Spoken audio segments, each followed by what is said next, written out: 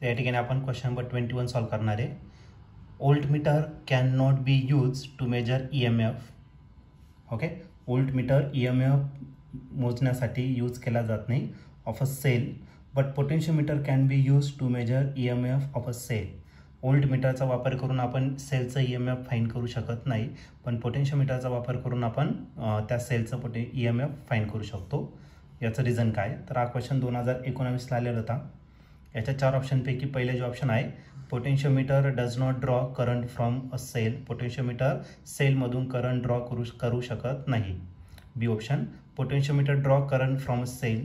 Potentiometer सेलमधून current draw करू शकतो. Voltmeter does not draw current from cell. आणि लास्ट डी ऑप्शन आहे, voltmeter is portable and compact. तर या 4 ऑप्शनपैकी या क्वेश्चनचं करेक्ट आन्सर काय असणार आहे, चला तर आपण याच्यावरती डिस्कस करूया.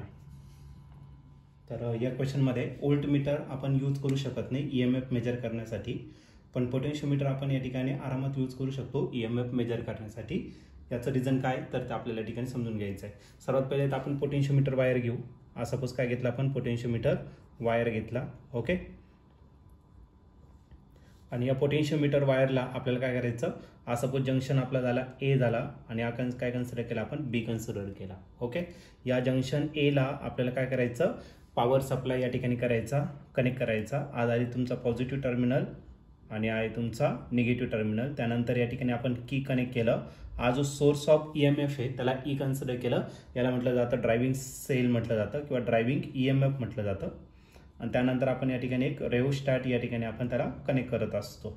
ओके, रेओस्टॅट कनेक्ट केला. ज्यावेळेस तुम्ही की क्लोज करणार आहे त्याच्यातून काय होणार आहे, करंट पास होणार आहे. करंट आले डायरेक्ट फ्रॉम पॉझिटिव्ह टर्मिनल. मग करंट या डायरेक्शनने काय होणार, तर फ्लो करेल. या वायरमधून, पोटेन्शियोमीटर वायरमधून या ठिकाणी करंट फ्लो करेल. ओके, रेओस्टॅट थ्रू निगेटिव्ह टर्मिनल येणार.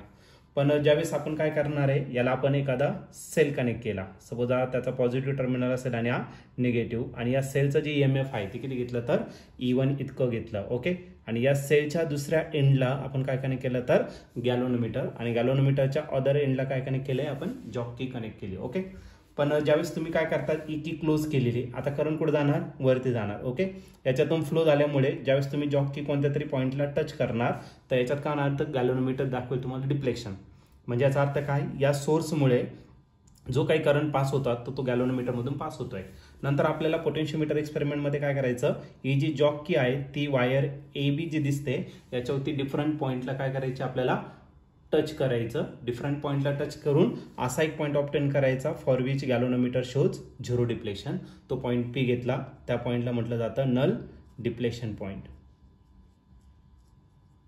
Okay, null deflection point. म्हणजे याचा अर्थ काय, याच्यातून जो करंट पास होणार, हा गॅल्व्हनोमीटर जो आहे तो किती करंट दाखवणार, तर 0 मिली एम्पियर करंट दाखवणार आहे. म्हणजे याचा अर्थ काय, असा पॉईंट आपण ऑब्टेन केला की याच्यातून हा जो एक्सटर्नल सेल आहे या सेलमधून करंटच पास होत नाही. कशामुळे, तर या सोर्समुळे. मग याच्यामुळे करंट पास होत नाही. करंट जर पास होत नसेल तर याच्यासाठी जे पोटेन्शियल असणार ते फक्त आणि फक्त काय असणार, तर E1 इतकंच असेल. ओके, मग पोटेन्शियल आणि E1 दोघांची व्हॅल्यू सेम राहणार, कारण की याच्यातून कोणत्याच प्रकारचा करंट या सेलमधून पास होत नाही. म्हणून आपण EMF आरामात या ठिकाणी काय करू शकतो, मेजर करू शकतो. त्यासाठी आपल्याला यूज करावं लागेल प्रिन्सिपल ऑफ पोटेन्शियोमीटर. आणि काय principle of potentiometer, potential between any two point.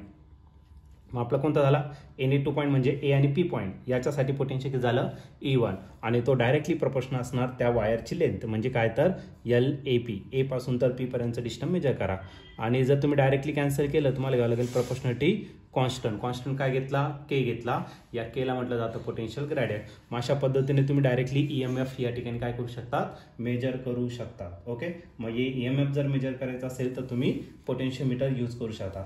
आता व्होल्टमीटरमध्ये काय असतं, तर व्होल्टमीटरमध्ये आपण काय करत असतो, तर एक गॅल्व्हनोमीटर आपण या ठिकाणी कनेक्ट करणार. ओके, आणि या गॅल्व्हनोमीटरच्या सिरीजमध्ये एक रेजिस्टन्स आपण या ठिकाणी काय करणार, कनेक्ट करणार.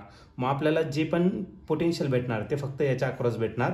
EMF आपल्याला या ठिकाणी भेटणार नाही. ओके, आणि याच्यातून जो करंट आहे तो करंट मात्र 0 नसतोच, is not equal to 0. Okay, मग या काही टर्म्स आहे. तर ऑप्शन जर रीड केले आपण तर पहिलं ऑप्शन आहे, potentiometer does not draw current from a cell. पोटेन्शियोमीटरमध्ये या सेलमधून कोणत्याच प्रकारचा करंट पास होत नाही. म्हणजे A ऑप्शन जो आहे तोच आपला या ठिकाणी करेक्टली मॅच झालेला आहे. ओके, दुसरा जर ऑप्शन घेतलं, potentiometer draw current from cell, potentiometer मधून या सेलमधून करंट पास होतो, म्हणजे बी ऑप्शन हा कम्प्लिटली रॉंग ऑप्शन आहे. सी ऑप्शन आहे, voltmeter does not draw current from a cell, voltmeter मधून करंट झिरो नसतोच, म्हणजे तो ड्रॉ करतो, म्हणजे सी ऑप्शन पण आपला काय झाला, रॉंग झाला. आणि आता D option, voltmeter is portable and compatible. Voltmeter एक पोर्टेबल नसतं, फिक्स असतं, म्हणजे आपण ऑप्शन काय आहे, चुकीचा आहे. हा जो पोटेन्शियोमीटर आहे हे पोर्टेबल आहे, तुम्ही कुठेही त्याला कॅरी करू शकतात, कसंही त्याला प्लेस करू शकतात, कुठेही त्याला माउंट करू शकतात, म्हणजे हा पोर्टेबल आहे आणि वेगवेगळ्या ॲप्लिकेशनसाठी आपण पोटेन्शियोमीटरचा वापर करू शकतो.